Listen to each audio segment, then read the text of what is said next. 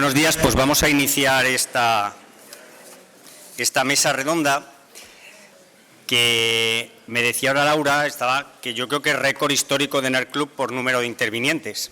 Nunca había habido 10 intervinientes, aunque hemos tenido una baja de última hora y es que Valentín Alfaya ha tenido que irse un momento a la empresa porque le han llamado del consejo, si somos gente importante, y entonces somos 9. Vamos a ver, lo que hemos visto hasta ahora es que la anterior Comisión Europea fue muy activa en términos de energía y clima. Ya sabéis que se fijaron los objetivos a 2030, en el 2015. En 2017 la Comisión Europea incrementó los objetivos de renovables y eficiencia y en 2008, como hemos visto, se presentó justo ahora hace un año la propuesta de estrategia a 2050 que acabamos de ver. Parece ambiciosa el planteamiento de la anterior comisión, pero es que el planteamiento de la nueva comisión es mucho más ambicioso. Ursula von der Leyen, la nueva presidenta de la comisión, ha definido que el objetivo a 2050 se va a establecer por ley.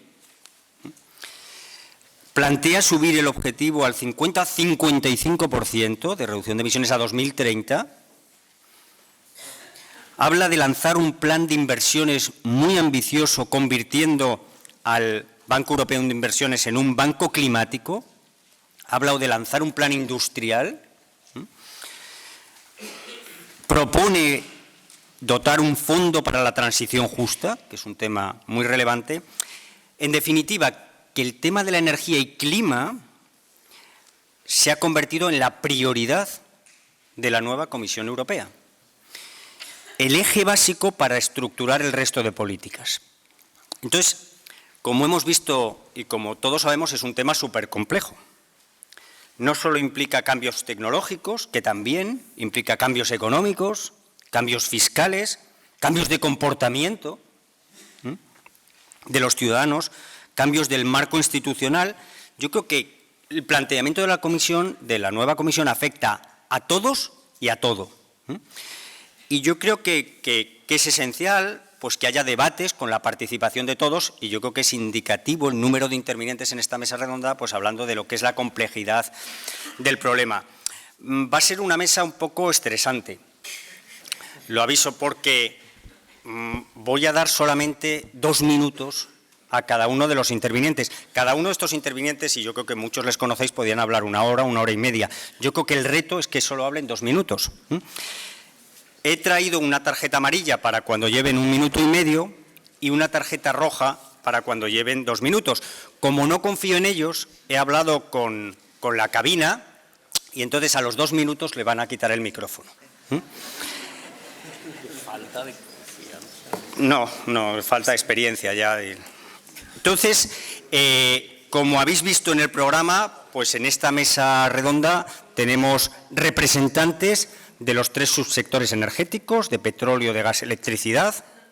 Tenemos representantes pues, de la industria, tenemos representantes de la universidad, tenemos representantes de los sindicatos y tenemos representantes del sector financiero, que pensábamos que también era un tema fundamental. Entonces, yo les voy a dar, va a haber 4 rondas de preguntas y la primera, que son 2 minutos, es un poco el planteamiento o su visión general del tema. Y vamos a empezar por Paloma Sevilla, directora general de AELEC, y pongo el cronómetro en marcha. Muchas gracias, Gonzalo. Gracias a todos por venir y a NERClub por invitarnos. En este reto que nos ha planteado pues, tanto la ministra, Germán, toda la mañana, yo me voy a ceñir al de Gonzalo de los 2 minutos, que parece todavía más estresante. Nosotros creemos, la European Green Deal que presentó Ursula von der Leyen introduce un nivel de ambición mayor y un compromiso de la descarbonización por parte de la Unión Europea 2050 que es ya irrenunciable. Este compromiso supone en la práctica una apuesta inequívoca por la electrificación, porque ya se ha demostrado que es la forma más eficiente y eficaz para la descarbonización. El uso de renovables eléctricas a un coste competitivo supone un cambio en la forma que podemos gestionar el sector eléctrico. Esto va a ser posible también gracias a una estrategia de inversión en redes eléctricas que permita la conexión de toda esta nueva capacidad y al mismo tiempo que permita al consumidor transitar hacia el vector eléctrico como el vector energético que posibilita el cumplimiento de estos objetivos. Sin embargo, el sector eléctrico supone poco más del 20% de las emisiones europeas, mientras que el consumo energético representa el 80% de las emisiones. Por tanto, la forma en que debemos afrontar el reto de la descarbonización pasa necesariamente porque los principales segmentos del consumo energético de nuestra economía, el transporte, la edificación y la industria, se electrifiquen progresivamente. Perfecto. El compromiso del sector eléctrico de ser neutro en emisiones antes del 2050 es firme, por lo que su contribución a la reducción de las emisiones no tiene vuelta atrás y gracias a esta transformación seremos capaces de hacer que el resto de sectores de la economía contribuyan también de manera activa para alcanzar los compromisos que tenemos al 20, 30 y 50. Gracias, Gonzalo. Ricardo Pedraz, de AFI, Analistas Financieros Internacionales. Muchas gracias, Gonzalo, y sobre todo a Enerclub por la invitación. En la valoración sobre el nuevo planteamiento de la presidenta de la Comisión en ciernes, en este caso a nosotros nos parece un movimiento coherente. Coherente por ser un paso más en la línea que ya viene marcada por la misma institución, en este caso la Comisión Europea, y coherente con los compromisos internacionales adquiridos, incluido por la propia Unión Europea y su Consejo Europeo, de descarbonización progresiva de acuerdo a los acuerdos de París y de acuerdo a los informes que hacen en el IPCC y que se valoran positivamente desde la misma institución, ¿no? Dicho esto, creemos que tiene una enorme dificultad y que deberá todavía darse serios pasos, importantes pasos para conseguirlo, ¿no?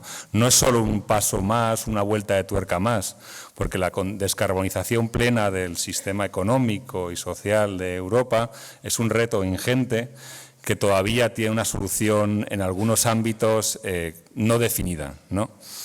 Además, creemos que va a generar muchas tensiones, sobre todo en el ámbito diplomático, porque la posible imposición de tarifas en la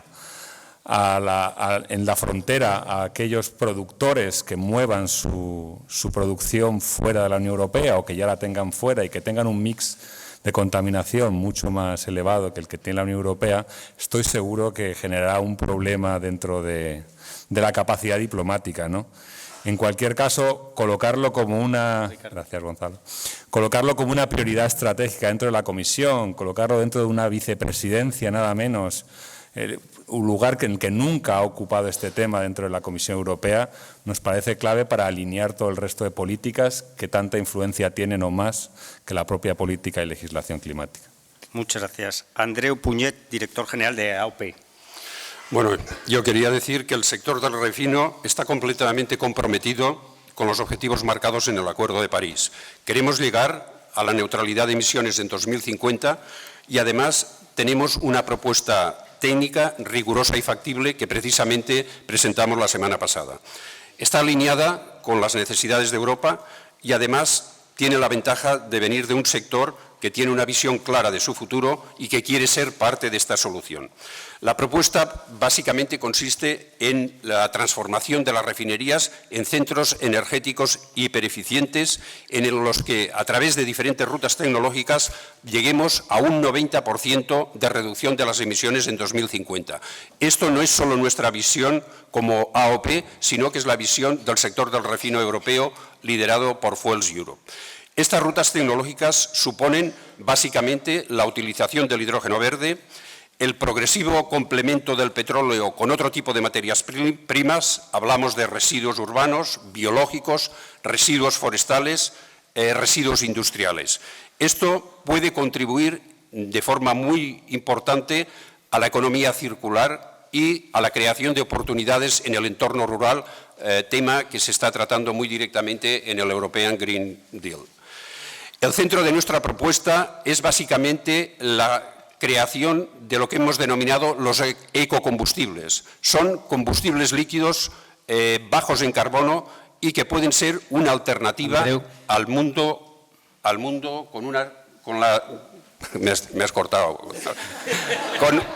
con una importante demanda energética. Además, estos ecocombustibles pueden ser alternativa, como os decía, a los vehículos ligeros, pero yo diría que son imprescindibles con la situación actual de las tecnologías para los sectores pesados del transporte, tanto aéreo, marítimo, etcétera, y transporte pesado por carretera. Nosotros estamos haciendo... Lo siento. Miquel González, investigador del BC3. Bueno, muchas gracias por la invitación y de al grano. Yo creo que esta propuesta, de la que todavía no tenemos detalles, este Green New Deal que nos plantea desde la Comisión, creo que es una gran oportunidad y además es muy necesaria. Entonces me voy a centrar rápidamente en 3 aspectos. El primero, ya se ha mencionado aquí la ministra, también Germán. Estamos ante una situación de emergencia climática, como vienen determinando los informes del IPCC. No solo estos últimos que se han publicado este año, los Special Reports sobre el 1.5 y la criosfera, sino anteriores. Es decir, esta emergencia climática no es de ahora, es de ayer y, por lo tanto, necesitamos actuar contundentemente y urgentemente. Segundo, el Green New Deal es una gran oportunidad económica para Europa y, en general, para el mundo, ¿no? Estamos en un contexto, especialmente en Europa, de desaceleración económica, o hay avisos de una desaceleración. Tenemos una situación en la que el propio Fondo Monetario Internacional, el Banco Central Europeo, nos están alertando de que sus herramientas de expansión monetaria ya no pueden dar más de sí. Estamos en tipos de interés cero, ¿no? Y demandan mayor expansión de las políticas fiscales gubernamentales. Por lo tanto, este Green New Deal es justamente lo que necesitamos. No se ha mencionado en la anterior presentación, pero el Green New Deal o la propuesta de la Comisión a 2050 podría crear 1,2 millones de empleos en la Unión Europea y los más beneficiados estarían además en el sur de Europa, que son justo los países que más dificultades tienen. Finalmente, me gustaría mencionar la oportunidad del Green New Deal para reducir la corrosiva desigualdad existente en nuestra sociedad. Este Green New Deal tiene que ser también una oportunidad para reducir las desigualdades. Cristina Rivero, de COE. Yo voy a ver si le regalo minutos a Andreu. En el debate desde la prudencia, no la prudencia que da la falta de ambición climática, sino la prudencia que debemos tener porque no conocemos los detalles de una propuesta de 20 propuestas normativas que van acompañando al Green New Deal. Y en el debate entre la prudencia y la audiencia y la audacia, yo me quedo con lo que ha dicho esta mañana la ministra, pisar tierra firme. Para mí, pisar tierra firme no es otra cosa que tener un acuerdo sin fisuras con respecto a los compromisos. Si no tenemos eso, pues no sé cómo difícilmente vamos a llegar a lo demás. ¿Y tenemos ese acuerdo? Bueno, estamos discutiendo todavía en las negociaciones internacionales una rama de negociación que se llama Ambición Pre-2020. Para el 2020 nos quedan 60 días, no sé si llega. Alemania hoy ha salido en prensa que no va a cumplir su objetivo del 40% en 2020, sino que se retrasará un mínimo de 5 años. Tenemos 4 Estados miembros que, bueno, en el Consejo de diciembre puede que sí, pero de cara a tener una ley de cambio climático europea que convierta en norma el objetivo de neutralidad climática en 2050, a mí me parece que es una propuesta muy ambiciosa. Y además es que los 100 días empezamos a contar en 1 de diciembre, es principio de febrero, el siguiente Consejo es en marzo. A ver, yo creo que la prudencia no se debe confundir con falta de actuación, pero sí que si queremos hacer frente a al reto de esta envergadura tenemos que ir con pisos firmes y sobre todo tener unos acuerdos que todo el mundo comparta. Muchísimas gracias. Víctor Viñuales, de CODES y Comunidad por el Clima. Sí, yo pierdo 10 segundos en agradecer la empatía del público que estoy sintiendo porque está compartiendo con nosotros el estrés de la mesa, ¿no? Entonces, gracias, ¿no? Y 2 cosas, 2 minutos, 2 cosas. Una, en el documento de noviembre del 2018, de la estrategia, lo que se observa es una desproporción, que es muy frecuente en estos temas de cambio climático, entre el diagnóstico hasta las 3 primeras páginas, ¿no? Van a desaparecer el 99% de los corales. El 2017 hubo 283.000 millones de daños por catástrofes extremas en Europa, etcétera, etcétera. y las propuestas. De hecho, en la página 4 dice, no vamos a modificar la ambición climática de la Unión Europea. Felizmente, la nueva Comisión ha dicho, sí, lo vamos a modificar, hasta a una reducción del 50%, hasta el 55%. O sea, primero, sentido de urgencia, dejemos de procrastinar. Este ha sido el gran pecado con este tema del cambio climático, que hemos procrastinado. Y segundo gran tema. En las 29 páginas se ve que hay mucha tecnología, y por tanto se refuerza la idea de que esto de la transición es un tema tecnológico, el carbono, y un tema tecnológico en economía circular. Y se olvida, desde mi punto de vista, el que sobre todo aquí hay un gran tema de transición cultural. Porque lo que estamos viendo es que la tecnología efectivamente está avanzando a pasos agigantados y hay, sin embargo, un frenazo en lo que es las políticas públicas y la transición cultural. Sin una nueva cultura no habrá cambio, amigos y amigas. Mis padres, como buenos maños, tenían un apartamento en Salou, ¿vale? Si mi familia, somos 2 hermanos y 4 nietos, tienen mis padres, ¿no? Si mi familia continúa con la idea de la economía del propietario, tendríamos 4 apartamentos en Salou. O se cambia la cultura o no hay solución. Ya me ha cortado, si es que... Joaquín Nieto, de la OIT. Muchas gracias por la invitación. Después de las palabras del presidente de Enerclub y de la ministra sobre el rol de la OIT, siento una especial responsabilidad aquí, pero bueno, tengo que... hablaré desde la perspectiva internacional, no europea, porque represento una institución internacional, y social, porque represento una institución social dentro del sistema de Naciones Unidas.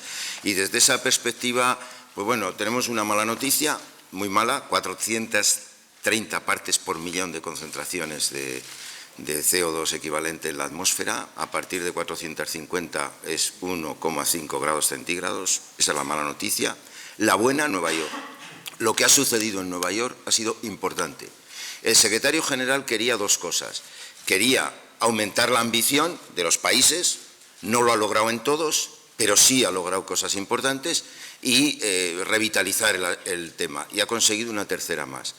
La ambición, pues es verdad que los países centrales, Estados Unidos, China, India parece que se incorpora, no han aumentado su ambición, pero Europa sí. Y 40 países más han acompañado a Europa. Y ese ir al 55% de reducción para el año 30 representa mucho. Si lo añadimos a otra cosa todavía más importante, cuando Úrsula, la presidenta de la Comisión, coloca el New Deal y la agenda climática en el centro de las políticas de transformación europea. Con esto, Europa recupera el liderazgo. Y eso es importantísimo. Ya sé que solo representa 10% de las emisiones, pero hace falta un liderazgo práctico. Y la otra cosa que consiguió avanzar el secretario general en la cumbre de Nueva York fue que se adoptara la acción climática por el empleo. Una iniciativa nueva, una iniciativa que está perfectamente estructurada con lo que nos han explicado aquí del programa de la Comisión, donde transición justa aparece por primera vez en el lugar que le corresponde, y una iniciativa con la que está involucrado la sociedad, que es de lo que estamos hablando, de involucrar a la sociedad, los trabajadores y el sector privado, incluidas muchas empresas españolas. 90, me ha dicho Cristina. Marta Margarit, secretaria general de Sedigas. Muchas gracias, Gonzalo. Yo me voy a asomar a la mesa porque realmente desde el sector gasista creemos que elevar la ambición es muy necesario. Y estamos muy orgullosos de pertenecer a un país de la Comunidad Europea y que sea la Comunidad Europea quien esté tomando el liderazgo en este tema.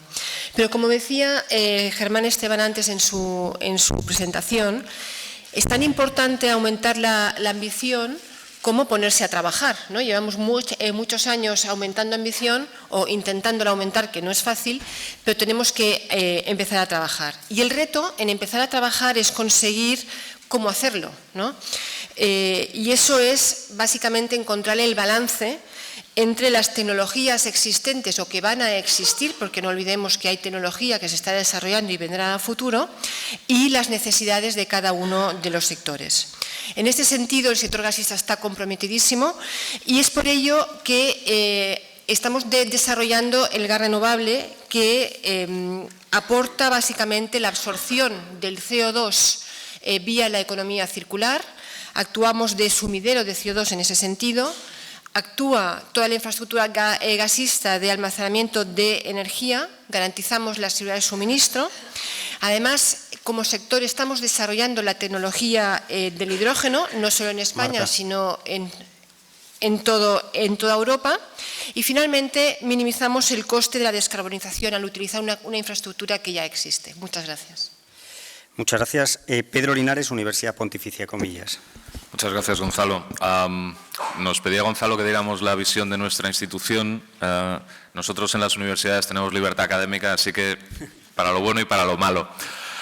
Solo me atrevo a hablar un poquito en nombre de la Cátedra de Energía y Sostenibilidad BP que dirijo, pero también sí que me permito contaros lo que acabamos de aprobar en la universidad hace un par de meses, nuestro nuevo plan estratégico que básicamente fija las prioridades en dos temas: cambio climático, ODS y desigualdad.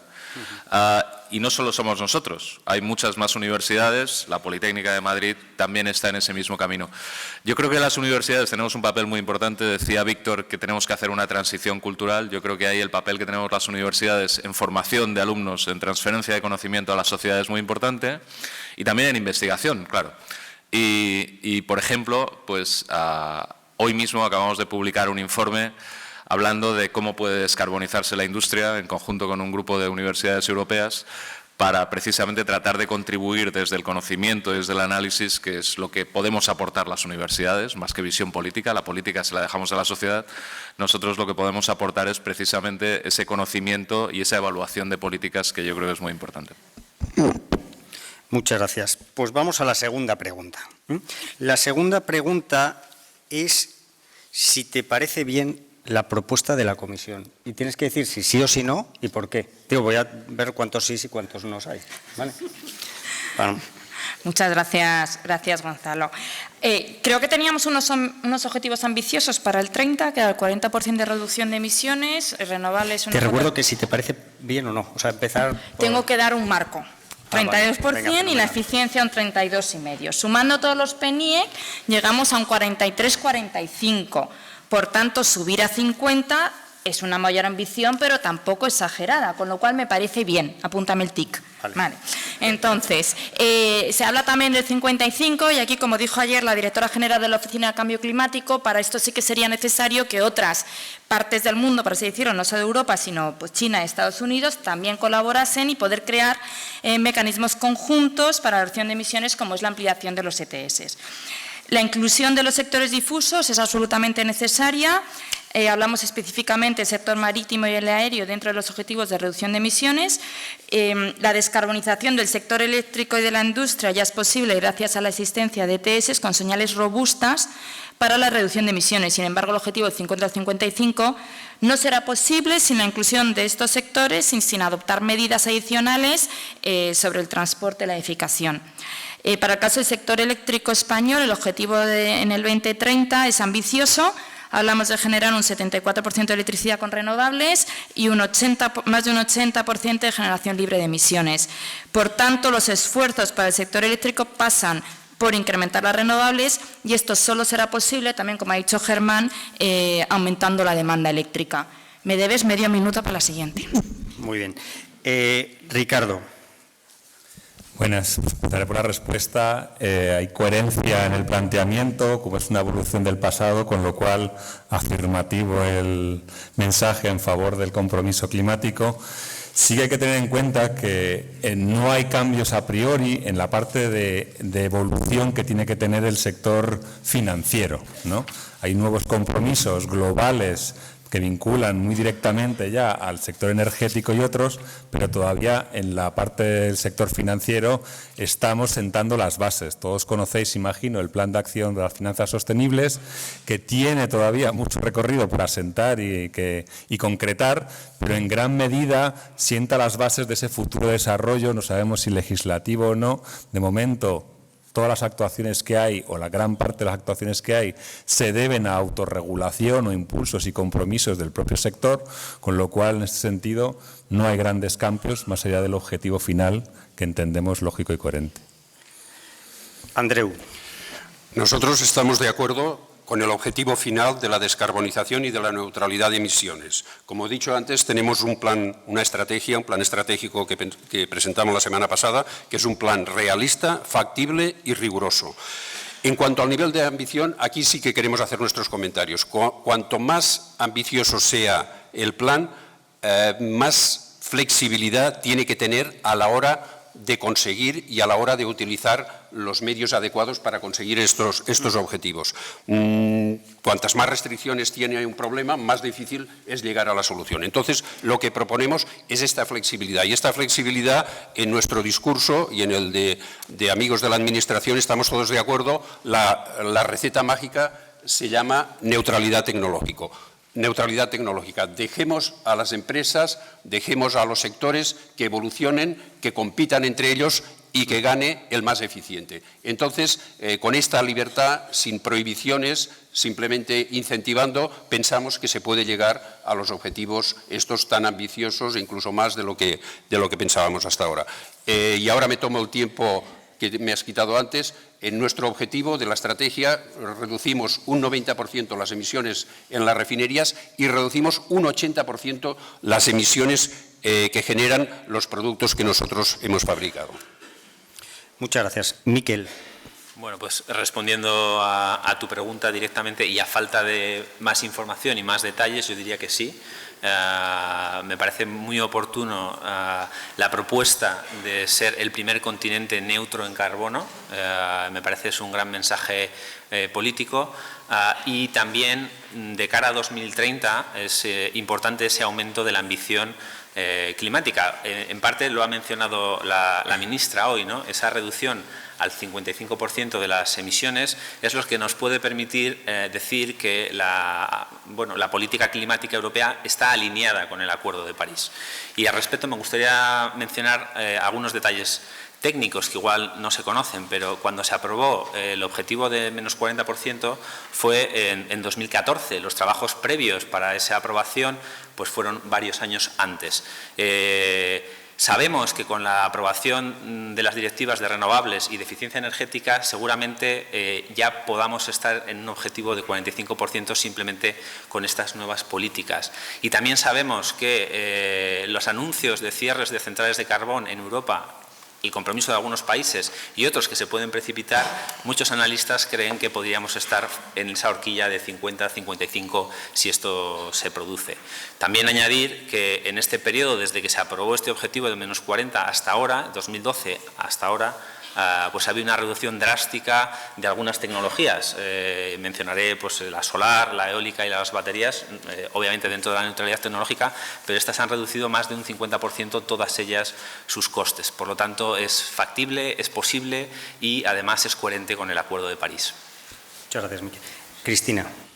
Yo creo que el Green New Deal, como declaración de intenciones y como objetivo de la Unión Europea, nadie en su sano juicio podría decir que no le parece bien. Tener el primer continente libre en emisiones de CO2, desarrollar las soluciones y las tecnologías que nos van a permitir no emitir CO2 mientras protegemos el empleo y la competitividad.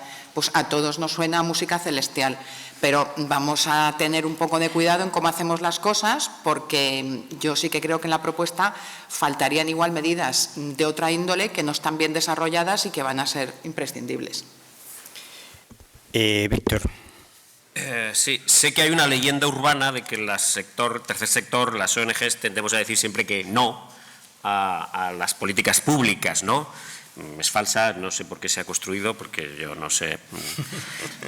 Y por eso quiero decir que sí, que me parece bien, ¿no? Por varias razones. Uno, porque rompe una tibieza de la Unión Europea. Dos, porque lanza, lo ha dicho Joaquín, una señal al mundo y está el mundo muy necesitado de estas señales.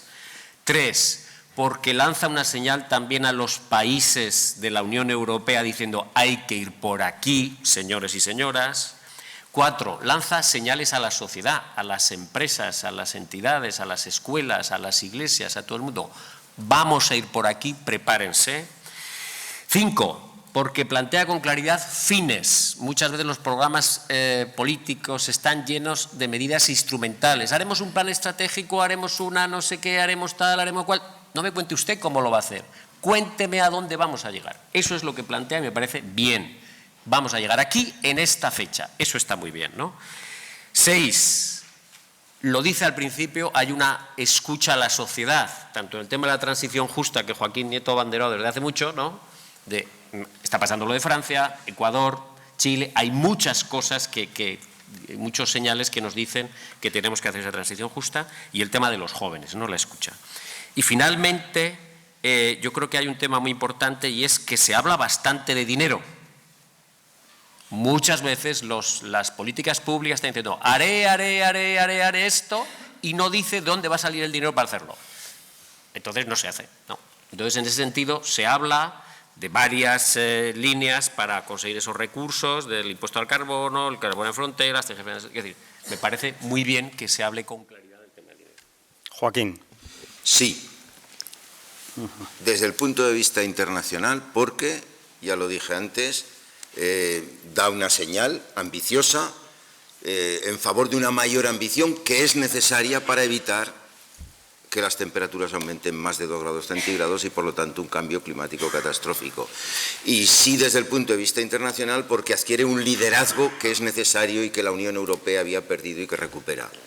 Desde el punto de vista europeo, creo que por primera vez Europa, si despliega ese Green New Deal con toda la fuerza que se ha planteado, por primera vez tiene condiciones de posicionarse en un liderazgo mundial más allá de la agenda climática, en la innovación industrial, en la reindustrialización y en otros modelos que sean compatibles con los objetivos climáticos y ambientales, que hoy es un requerimiento necesario. Y sí, porque establece, y ahora ya hablo desde el punto de vista social y sociolaboral, porque establece en el corazón esta idea de la transición justa, enlazándola con el pilar social, que es un pilar que se debilitó mucho en la crisis y ha generado mucho daño y hay que fortalecerlo, y con inversiones, 540.000, 580.000 millones no es poca cosa, y establece un fondo para la transición justa de 100.000 millones. Son razones suficientes para avalar ese sí categórico. Muchas gracias. Marta. Pues obviamente sí, ¿no? Yo creo que ya lo he dicho antes, sí, por el liderazgo que esto supone para la Unión Europea, por la visión de largo plazo para dejar un planeta mejor a nuestros descendientes y por las señales que se le está dando a los distintos sectores industriales, energéticos y sociales para que desplieguen los recursos y las tecnologías necesarias para llegar allí. De hecho, es la primera vez, yo creo, en la historia que la política va por delante de la tecnología, ¿no? Y le dice a la tecnología, oye, que quiero llegar allí, espabila, ¿no? Y esto creo que es un hito histórico que debemos recordar y empujar. Muchas gracias. Muchas gracias. Pedro. Yo siempre estoy de acuerdo con lo que dice Víctor, pero hoy voy a discutir una cosa. Decía Cristina que es imposible no estar de acuerdo con el planteamiento general de esta propuesta. Efectivamente, yo creo que lo he dicho antes, si la prioridad de mi universidad, por ejemplo, es cambio climático y desigualdad, esto va justo a la diana. Y es fundamental que Europa dé un paso adelante, ninguna discusión.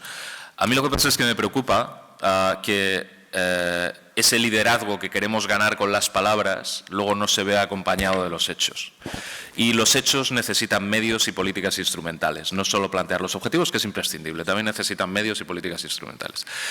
Y si no somos capaces, por ejemplo, de diseñar políticas adecuadas que hagan competitiva nuestra industria, competitiva nuestra economía, esto va a morir por el camino, básicamente porque los países no van a querer apoyarlo. Entonces, yo lo que echo de menos en esta propuesta es más ese armazón de cómo vamos a conseguir una economía competitiva y, por supuesto, descarbonizada. Eso va de suá, ¿no? Pero lo fundamental para mí, el gran reto que tenemos es cómo acompañar esto de una economía competitiva. Y ahí todavía no veo los detalles suficientes en la propuesta. Y en el tema del dinero, también me preocupa, por ejemplo, que una de las maneras de conseguir dinero es una fiscalidad homogénea en Europa, cuando eso ha sido algo que no hemos sido capaces de conseguir en 50 años. Entonces, pensar que ahora vamos a cambiar la unanimidad para la fiscalidad me parece una montaña difícil de escalar y ojalá se consiga porque me parecería estupendo. Pero creo que todavía hay bastantes detalles que pelear para asegurarnos de que realmente materializamos ese liderazgo y materializamos esa ambición. Muchas gracias, Pedro. Pasamos a la tercera pregunta y voy a cambiar el orden respecto a la que os había mandado, digo Paloma para que lo sepas, y es Vamos a hablar de las medidas. Yo estoy de acuerdo que es la clave, cómo se hace. Entonces, ¿qué le pedís desde vuestro sector a la Comisión para que esto sea una realidad y para que se haga de forma efectiva y eficiente? Creí que cambiabas el orden de intervención. Continuando con lo que ha dicho Pedro, creemos que este incremento de ambición tiene que venir acompañado de medidas concretas para poder anticipar la decisión de inversión, ¿vale? Es importante que se introduzcan los mecanismos que permitan diferenciar los destinos de la inversión. El marco de finanzas sostenibles debe incluir todas las inversiones necesarias para la descarbonización del sistema. Adicionalmente, la estabilidad regulatoria y la predecibilidad de las medidas regulatorias siempre aportan la solidez para que las empresas respondan a los retos que se plantean y de esta forma atraer toda la inversión necesaria. También creemos que es importante apostar por el mercado como la herramienta para la asignación de costes adecuada y la que envía las señales eficientes tanto para el consumo como para la inversión. Un mecanismo como el ETS debe reforzarse para poder enviar señales claras a las empresas. Lo ha comentado ya también Germán esta mañana. Asimismo, también debemos avanzar en la integración de mercados para crear un verdadero mercado único de la electricidad. Las iniciativas que se llevan a cabo van precisamente en la línea de apostar por el mercado que sea la herramienta que deba decidir las tecnologías ganadoras. Echamos de menos un plan específico para los sectores difusos. Con el incremento de ambición que se plantea será difícilmente alcanzable solo con las contribuciones de los sectores que están actualmente en el ETS, ¿vale?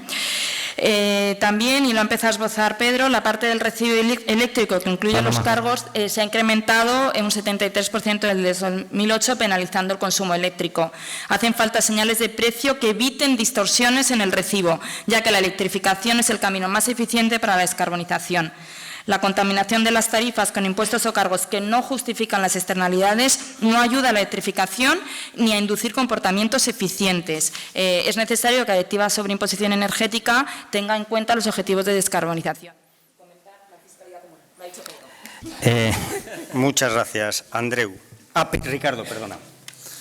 Bueno, desde la lógica del sector financiero hay que entender que lo que se le puede pedir a la Comisión es, en primer lugar, predictibilidad, ¿no? Que dé las señales adecuadas, que avance los escenarios a los que quiere construir un futuro de neutralidad, que yo creo que en ese sentido vamos por buen camino. En segundo lugar, otro elemento importante que se le puede pedir desde el sector financiero sería la capacidad de relaciones con otros bloques económicos, con otros estados, con otras entidades, administraciones, ¿no? Porque una lógica, una regulación que solo aplique al territorio europeo, que vaya muy diferencial con respecto a otro, dado que los principales financiadores, los principales inversores, tienen un campo de actuación internacional, no tendría lógica. Y en ese sentido, primeros pasos, hace una semana, 2 semanas, no recuerdo muy bien, la Plataforma Internacional sobre Finanzas Sostenibles, pues parece una buena señal, ¿no? En tercer lugar, le pediríamos flexibilidad, ¿no? Como decía antes Andreu, creo que era, un objetivo tan ambicioso no tiene una línea única para alcanzarse, ¿no? Creo que hay que ser conscientes de que la Junta Europea de Riesgo Sistémico dijo que hay tantísimo riesgo en no actuar como en actuar muy rápido. Eso exige innovación, capacidad de adaptación y, sobre todo, líneas claras, ¿no? Pero cada uno tiene que ser capaz de poder encontrar la suya en un marco coherente para todos. Y, en tercer lugar, incentivos, ¿no? Incentivos a la demanda, financieros o no financieros, porque al final, si no hay demanda de proyectos desde ciudadanía, empresas, instituciones, difícilmente el sector financiero va a poder financiar nada que no se vaya a desarrollar, ¿no? Ya está ahí. Muchas gracias. Andreu. Me doy cuenta que en nuestro sector pedimos poco, porque veo que piden mucho. Yo solo tengo 2 cosas que le pediría a la Comisión, porque estamos acostumbrados a como era aquello, a Dios rogando y con el mazo dando. Yo, en primer lugar, le pediría una cosa que ha dicho Paloma, estabilidad, que se traduce en un marco regulatorio claro, porque no olvidemos que aquí hay una cantidad ingente de inversiones a realizar y entonces si no hay esta estabilidad, estas inversiones realmente no funcionarán.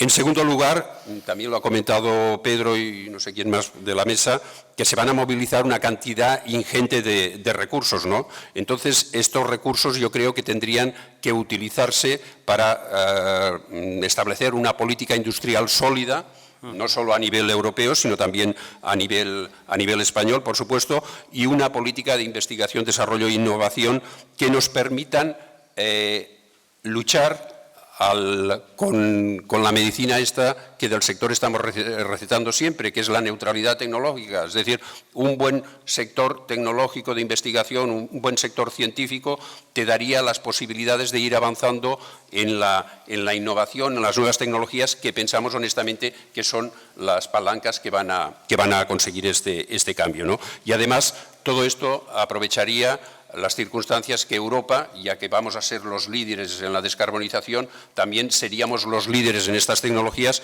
que podríamos rentabilizar vendiéndolas al resto del mundo, ¿no? Entonces, básicamente son estas dos cosas las que como sector pediríamos. Muchas gracias. Miquel.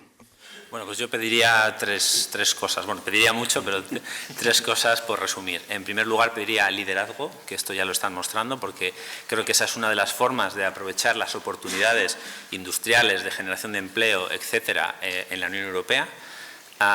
Le pediría estabilidad, se ha mencionado en la sala como estabilidad regulatoria, pero también tenemos que incidir en el hecho de la estabilidad política, ¿no? Y me parece muy positivo que esta propuesta de Green New Deal de Ursula von der Leyen, junto con Timmermans y junto con otros partidos de la ala verde, pueda sostenerse en el tiempo, ¿no? Yo creo que sobre este asunto, y los ecobarómetros o los eurobarómetros, perdón, lo muestran, la población no está polarizada con respecto a esto. Entonces, nuestra clase política, nuestros dirigentes tampoco deberían estarlo y, por lo tanto, vamos a intentar a ver si se puede mantener esa estabilidad política. El tercer punto que pediría es coherencia. Y aquí se podría hablar de muchas cosas, pero un poco uniendo con lo que decía Ricardo, necesitamos que las políticas estén bien alineadas con los objetivos. Y, por ejemplo, no es coherente que se habla del Banco de Inversiones, pero es que el Banco de Inversiones europeo, que se quiere convertir en banco climático, el año pasado financió 2.000 millones de euros en proyectos asociados a los combustibles fósiles.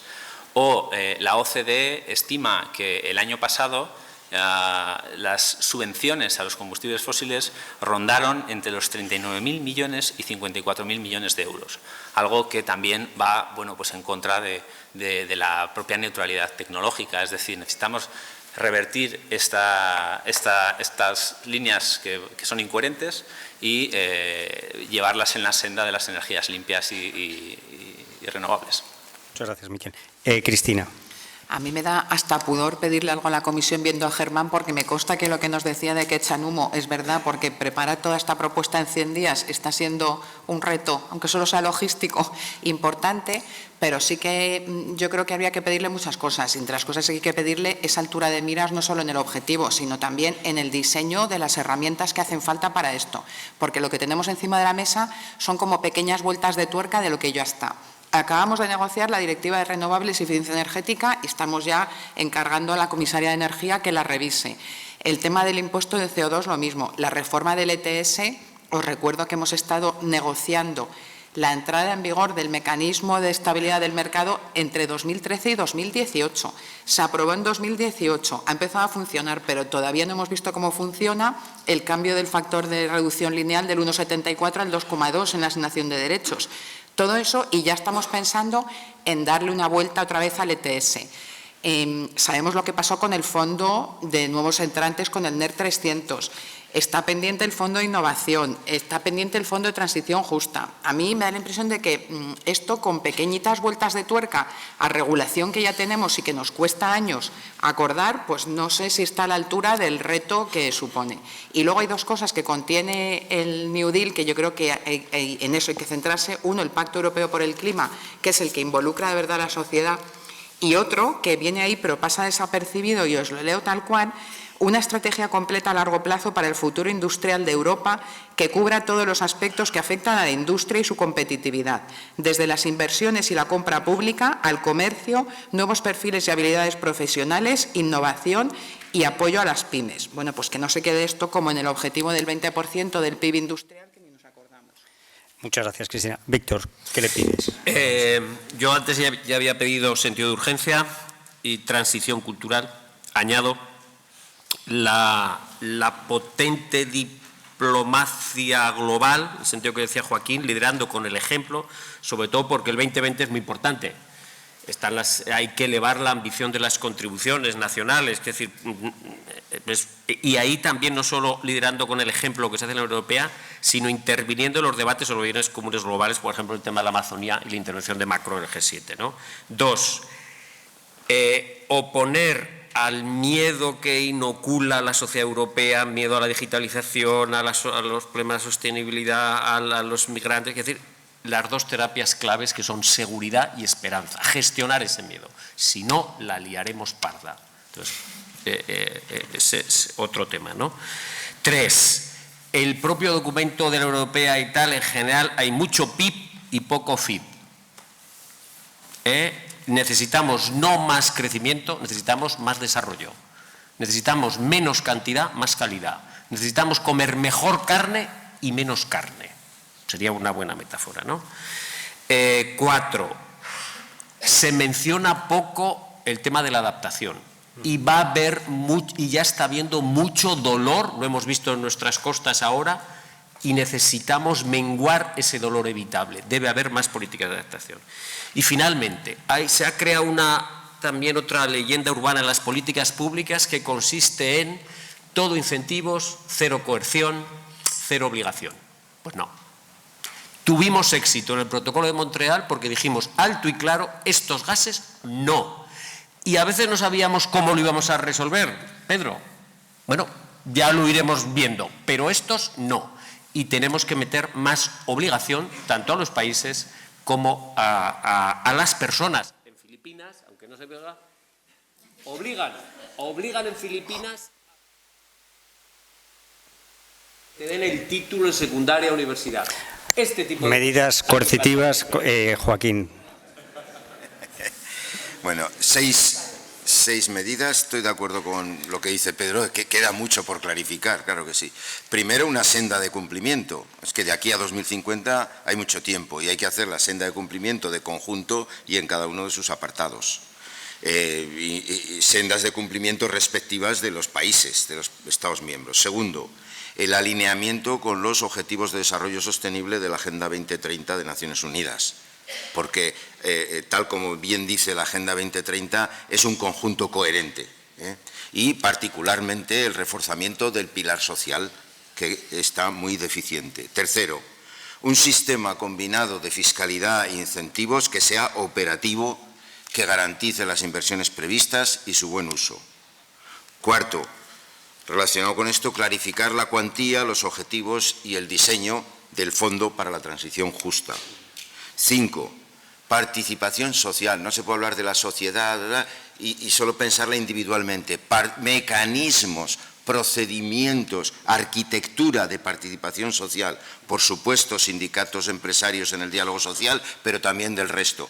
Porque es lo único que puede llevar al sexto, que es un acuerdo de sociedad, que incluye un acuerdo político y un acuerdo social. Sin ese acuerdo político y ese acuerdo social, el Green New Deal no será posible. Gracias. Muchas gracias. Marta. Sí. Yo, como no podía ser de otra manera, en mi primer punto le solicito estabilidad regulatoria. Ningún sector del tipo que sea puede avanzar si se le cambian las reglas del juego a mitad de partido. Segundo punto, que incluyan en su visión, en su estrategia, el tema geoestratégico, geopolítico, ¿no? ¿Qué va a pasar cuando empecemos a comprar menos combustibles fósiles en los países de origen? Lo dejo ahí. Tercer punto, flexibilidad y escucha activa, porque desde los distintos sectores industriales y energéticos, con el incentivo adecuado es donde van a salir las soluciones técnicas de futuro. Y por ello necesitamos también que los mecanismos de la Agenda 2030 se pongan en marcha para empezar a trabajar. Que dejen espacio claro a las energías renovables no eléctricas, porque como decía Germán Esteban también en su presentación, hay otras energías que no son la electricidad. Muchas gracias. Pedro. Yo lo primero que pediría es gestionar expectativas. Es decir, yo creo que hay muchas cosas que, aunque se las hemos pedido en esta Carta a los Reyes Magos, la Comisión Europea no es capaz de darlas, sino que son competencia de los Estados miembros y difícilmente las van a soltar. Y aquí estamos hablando mucho de lo que le pedimos a la Comisión y hay muchas cosas que le deberíamos pedir también a los gobiernos nacionales, que de eso no hemos hablado. Entonces, tratando de ser realista en qué tipo de cosas se le pueden pedir a la Comisión, yo lo primero, un conjunto de objetivos de largo plazo, ya lo habéis mencionado todos y yo creo que esos están encima de la mesa. 2, un sistema de gobernanza similar, por ejemplo, al que se ha implantado con los planes nacionales. Yo creo que la Comisión sí que puede establecer sistemas de gobernanza que obliguen a los países a ir avanzando. Tercero, y esto es un poco más políticamente incorrecto, yo creo que la Comisión sigue teniendo margen para avanzar en el ámbito de la economía circular. Y cuando hablo de economía circular no hablo de reciclaje y reutilización, que también, sino de ese cambio que ha mencionado también Víctor. La descarbonización, la neutralidad climática solamente la vamos a conseguir si somos capaces de cambiar nuestros patrones de consumo. Y la manera de cambiar los patrones de consumo es con una normativa de economía circular con suficiente potencia. Claro, eso es muy complicado de conseguir porque supone bajar la producción y esto hay que ver cómo lo gestionamos, pero esto es importante. Muchas gracias. Última pregunta y ya pasamos al público. Y la última pregunta es, ¿qué medidas vas a poner o se van a poner en marcha desde tu compañía, institución o sector? Paloma. Gracias, Gonzalo. Nosotros creemos para el 2030, no se me oye, ¿no? No. Esto ya está. ¿Hola? Bueno, grito más, ¿sabes? Ya, no, ya está. Gracias. Creemos que el sector tiene que invertir en renovables, en redes y en nuevos usos eléctricos. En renovables, los planes, como sabéis, es incrementar 51 gigavatios la potencia instalada, principalmente fotovoltaica y eólica, ¿vale? También hay que contar con el almacenamiento para toda la gestión, unos 6 gigavatios, tanto en bombeo como en baterías. Y luego la inversión en redes creemos que es fundamental, especialmente en baja tensión, para conectar todas las renovables al sistema, pero además permitir al consumidor pueda adecuarse a estas nuevas posibilidades como de autoconsumo, generación distribuida y gestión de la demanda.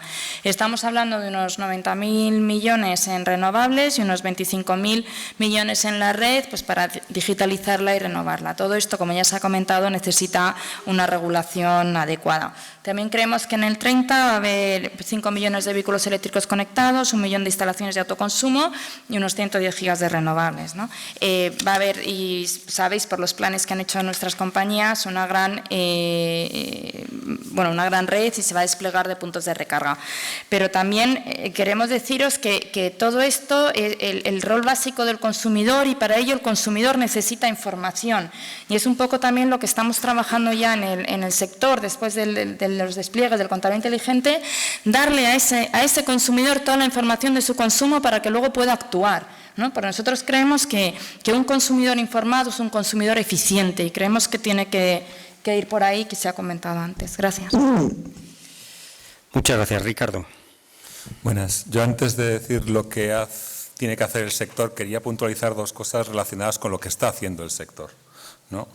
En primer lugar, dentro del sector financiero podemos diferenciar a grosso modo entre la banca, los inversores y las entidades de seguro, ¿no? Digamos que los más implicados a día de hoy son las entidades de seguros y los inversores. Quizá la banca lleva una evolución menor de la esperada y menor, desde luego, si tenemos vinculación con los objetivos que estamos planteando, ¿no?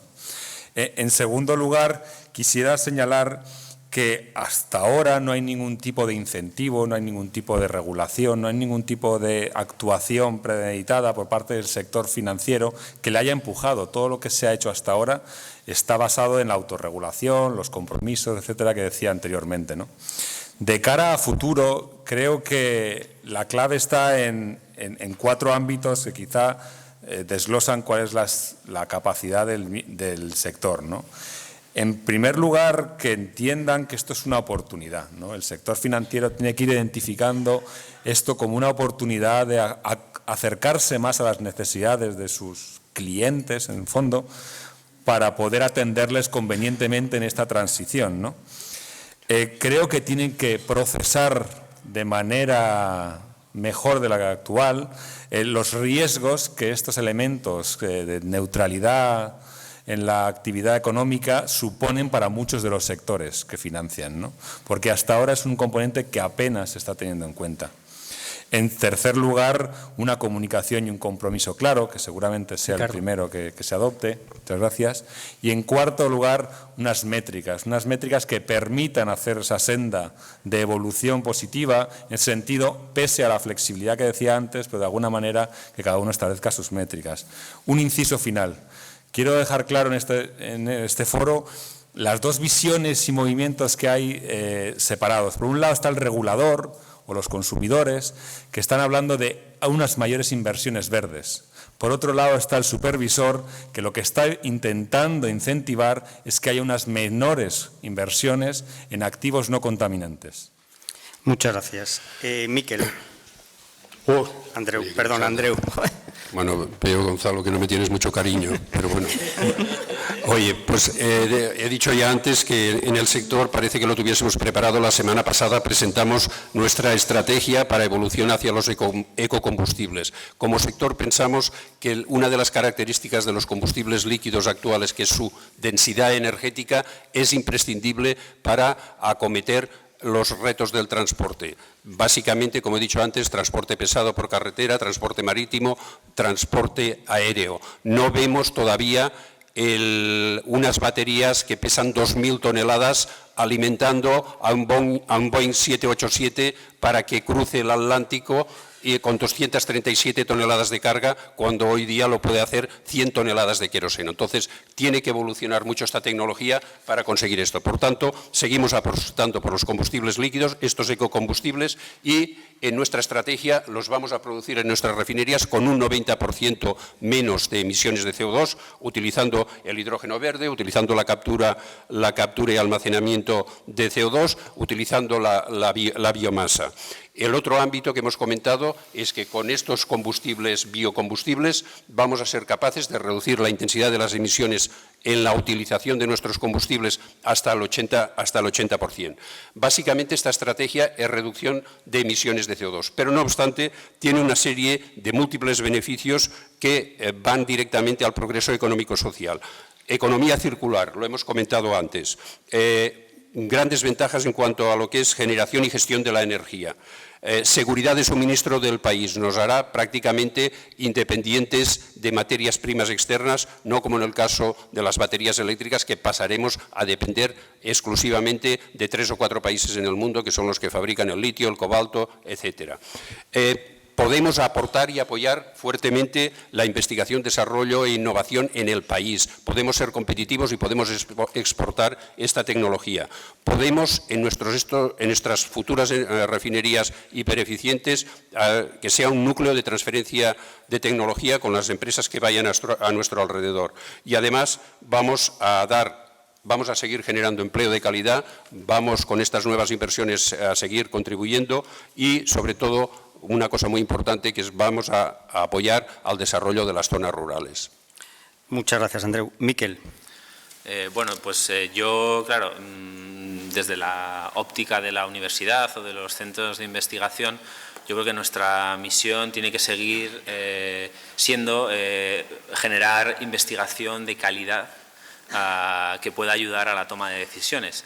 Y quizás creo que tenemos que hacer un poco de autocrítica, ¿no?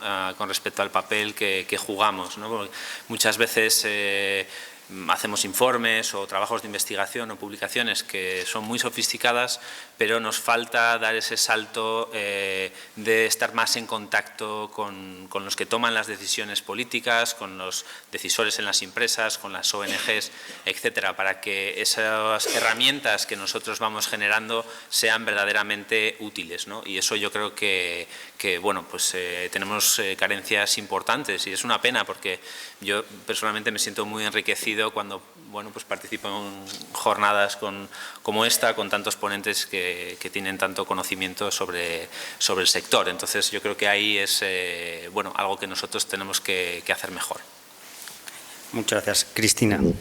Bueno, yo creo que es un hecho que todos los sectores están haciendo sus números y están viendo cómo pueden adaptar sus procesos o acoplarse a estos nuevos retos, Pero sí que no puedo dejar de decir que hay una preocupación importante en la industria europea alrededor de todos estos temas, porque no solo es la presión de la descarbonización, es la presión de la situación del contexto en el que se encuentra la Unión Europea, de las políticas agresivas de China y Estados Unidos, del reto de la digitalización. Existe una preocupación importante y en COE, pues en lo que estamos trabajando es en ser un interlocutor válido para el diseño de todo este nuevo reto y en que se ponga de manifiesto el papel de las empresas y de las industrias como proveedores de soluciones, que es lo que creemos que es en verdad. Víctor. Sí. Antes hablaba de la cultura. Yo creo que la transición necesita un hardware, ¿no? Eso los genios sabéis más, ¿no? Pero necesita un software, ¿no?, de la transición. Si no lo tenemos, lo mismo que con los ordenadores, si no el software no es adecuado, no funciona, ¿no? Tenemos el cacharro, pero no funciona, ¿no? De ese software yo resalto dos cosas que nosotros vamos a intentar empujar. Uno, una parte fundamental de ese software es una cultura de la cooperación y alianzas. Estamos aquí desde el primer organismo mínimo de hace miles de años en la Tierra porque empezamos a cooperar. Lo nuestro, este sistema que hemos creado y de esta cultura es un ejercicio de cooperación. Solo saldremos de este atolladero, de esta encrucijada, cooperando. Cambiando el software de patio de colegio, nota junto, los chicos con los chicos, las chicas con las chicas, y asumiendo un software de cooperación. En realidad, esa es la Comunidad por el Clima, la plataforma multiactor para implementar en España el acuerdo de París, donde está el sector público, el sector privado y el tercer sector, y donde tenéis que estar, amigos y amigas. Tenéis que estar como empresas, como personas, haciendo compromisos concretos. Cooperación y alianzas, software. Y la segunda característica de ese software es acción positiva. Hemos procrastinado como malos estudiantes lo que no está escrito, todos. Las ONGs, las empresas, los ayuntamientos. Entonces, esto tiene que cambiar. Nos hemos lamentado mucho y tenemos que pasar a hacer cosas de acción positiva, que el clima note. Y en ese sentido, por ejemplo, os animo, dentro de la Comunidad por el Clima estamos planteando, en conexión con una movilización global el día 6 de diciembre, que coincide con la cumbre climática, hemos lanzado en España una plantación colaborativa de árboles y ya van 240.000 árboles, 8 de ellos de mi familia, y sería una lástima que no hubiera de vuestras familias, ¿no? Muchas gracias. Joaquín. Bueno, empezaré por donde terminé antes. Yo decía que esto no se puede hacer si no hay un gran acuerdo de sociedad, que implica acuerdo político y que implica acuerdo social. Bueno, la OIT estamos al servicio de las instituciones a nivel internacional y a nivel local y al servicio de la sociedad civil para ello. Y este es donde estamos involucrados y este es nuestro compromiso. Más concretamente, después de que en Nueva York, a iniciativa del secretario general, se adoptara la iniciativa sobre acción climática para el empleo, pues esto ya ha empezado a rodar. Y que estamos constituyendo, para empezar se va a constituir una especie de consejo internacional con los países involucrados, con los interlocutores sociales, con todos los demás interlocutores necesarios. Se va a crear también un grupo de donantes internacional y un grupo técnico internacional, donde algunas demandas que han salido aquí sobre cómo involucrarse en la toma de decisiones y en la relación con los policy makers va a tener lugar. Y lo más interesante, por país. Ya son 49 países los que se han involucrado. Entonces, por país se plantea que haya steering committees, o sea, comités de dirección por país, que en el país en concreto aglutinen lo mismo al gobierno, a los interlocutores sociales y a los interlocutores técnicos, expertos y otros académicos que sean necesarios para llevar esa transición justa hacia adelante. En su momento definimos la transición justa, ahora se trata de articularla y hacer aquellos estudios, si tenemos pendiente, y aquí tenemos pendiente, ¿verdad, Arcadio? Uno, hacer sobre empleo y cambio y transición energética y climática, que lo haremos en breve, sobre cómo va a afectar cuantitativamente a los empleos en España. Gracias. Muchas gracias, Marta. Pues el sector gasista está invirtiendo muchos recursos, tiempo y dinero en el desarrollo del gas renovable. Por una parte, impulsando la economía circular a partir del biogás, generar biometano e inyectarlo en la red. Y por otro lado, en el desarrollo de tecnologías para la producción y gestión del hidrógeno. Como segundo punto, se están desarrollando todos aquellos servicios que vemos que a largo plazo no van a poder ser cubiertos por la electricidad, como son el transporte marítimo, el transporte terrestre, la industria de alto consumo térmico, etcétera, como por ejemplo el desarrollo del bunkering para poder abastecer a los barcos. Y por último, la evolución de las redes para poder absorber esos gases renovables y su modernización. Muchas gracias. Pedro. Yo, por ampliar un poco lo que decía Miquel, que como estamos en el mismo gremio, y volviendo un poco a la primera intervención, yo creo que las universidades tenemos un papel importante en esa transición cultural o en ese cambio de valores que necesitamos, ¿no?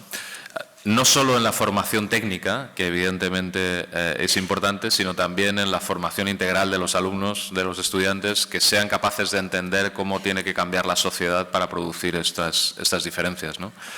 Ahí, pues de nuevo, en el plan estratégico que acabamos de aprobar, pues está planteado crear un instituto de sostenibilidad o de ecología integral, donde una de las misiones es precisamente meter este mensaje en todos los grados y todos los másteres que impartimos para que esto vaya mucho más allá de una simple asignatura puntual que se cuenta a los alumnos, ¿no? Y como digo, no solo somos nosotros, sino que también otras universidades están avanzando en este camino. Yo creo que eso es un aspecto muy importante. El otro aspecto, Miquel ha mencionado la necesidad de que contribuyamos desde la investigación a, primero, desarrollar tecnologías, pero también a evaluar políticas, a aportar análisis riguroso. Yo ahí también me permitiría añadir una cuestión, y es que yo creo que el marco que tenemos ahora para estimular la innovación y la investigación está demasiado anticuado. Seguimos financiando mucho business as usual, seguimos financiando mucho turismo académico, seguimos financiando muchas cosas que no necesitamos, y en cambio lo que necesitamos es asumir más riesgos, ¿no? Y yo creo que ahí, por ejemplo, el esfuerzo que está haciendo la Comisión con Mariana Mazzucato y las misiones para la innovación, o lo que nos ha contado Laura Díaz Anadón aquí muchas veces que se ha planteado en Estados Unidos, yo creo que también tenemos que ser capaces de asumir eso, aunque a veces sea menos cómodo para los académicos, que nos gusta mucho que nos paguen un viaje a un congreso, pero yo creo que hace falta cambiar un poco el chip y empezar a mandar el dinero donde realmente hace falta. Bueno, pues muchísimas gracias. Le quiero dar la enhorabuena y las gracias a todos los intervinientes porque habéis cumplido con, bueno, que no podíais no cumplir, pero y habéis respondido mejor de las expectativas, de lo que esperaba. Entonces ahora, afortunadamente, tenemos un tiempo para el debate y voy a pedir que seáis igual de dirigentes a la hora de hacer las preguntas, hagáis preguntas cortas y respuestas también cortas. Muchas gracias. La verdad es que felicitaros por el panel, ha sido muy interesante y creo que es esa carta a los Reyes Magos es algo importante para la Comisión Europea. Así que en Bélgica los Reyes Magos vienen el 6 de diciembre, que es San Nicolás, o sea que es un poco antes. Entonces, lo que sí encontraría bastante interesante es si podéis hacernos llegar una especie de recopilando todo lo que habéis dicho de qué os gustaría que la Comisión Europea hiciese. Como ya se ha señalado antes, no podemos hacer todo, tenemos competencias exclusivas, pero muchas otras no. Entonces, dependemos muchísimo de la ambición de los propios Estados miembros. Entonces, ahí va mi pregunta, y es, el Plan Nacional Español es muy ambicioso. Entonces, puede ser un buen punto de partida si desde la Comisión Europea llevamos adelante el Green Deal, nos ponemos todos de acuerdo, pero mi pregunta es, ¿realmente veis a la sociedad española, al todo entramado industrial, de industrias y también de la parte energética, tema de infraestructuras, ¿realmente veis a España capaz de desarrollar o implementar todo ese cambio? Porque evidentemente Iberdrola es un punta de lanza, pero hay miles y miles de compañías. ¿Realmente se puede implementar eso en España? Porque se puede pedir a la Comisión, pero ¿está España preparada para ello? Gracias. Una pregunta sencilla. ¿Qué ¿quién quiere responder? Bueno, me imagino que varios querréis, me imaginaba, pues, Víctor. Sí, mi impresión, las grandes y medianas empresas sí, porque lo estamos viendo. Este lunes yo hablaba con una empresa que me decía, 2 clientes muy importantes me dicen que o lo hago sostenible o no me van a contratar. Esto es un factor de motivación y de cambio fenomenal, ¿no? Entonces, yo creo que esto sí que hay bastantes esperanzas. Donde yo creo que hay un desafío enorme es en las emisiones difusas y en la pequeña empresa. Que ahí debe haber una política pública más activa, más señales y más señales económicas, claro. Joaquín. Nosotros lo hemos estudiado en el anterior informe que hicimos con el Club Español de la Energía y la respuesta es sí. La respuesta es un poco mejor. Hay una evolución muy sorprendente y muy espectacular hacia planteamientos positivos y colaborativos en esta dirección. Esto la sociedad española lo tiene y lo tiene con fuerza. O sea, ese movimiento se nota. Y se nota en las grandes empresas, se nota en las organizaciones empresariales. Es espectacular el posicionamiento con el que COE fuisteis a Nueva York, os tengo que felicitar. No solo iba la asociación, sino con todas las empresas detrás. O sea, hay un movimiento. El único riesgo, yo creo que la base para un acuerdo social existe. Lo que tengo más dudas es si existe la base para un acuerdo político. Y ambos son necesarios. Cristina y después Miquel. Yo creo que en España hemos sido, en el tema renovables, hemos sido pioneros, no solo en el desarrollo, sino en la gestión también. No creo que sea un reto más grande que el que tienen otros países. Yo creo que el reto es para toda la Unión Europea. Probablemente sea mucho más reto para Polonia o para la República Checa de lo que debería serlo para nosotros, ¿no? Entonces, yo creo que estamos en la línea. Y Miquel, después Andreu. Me uno totalmente a lo que dice Cristina, ¿no?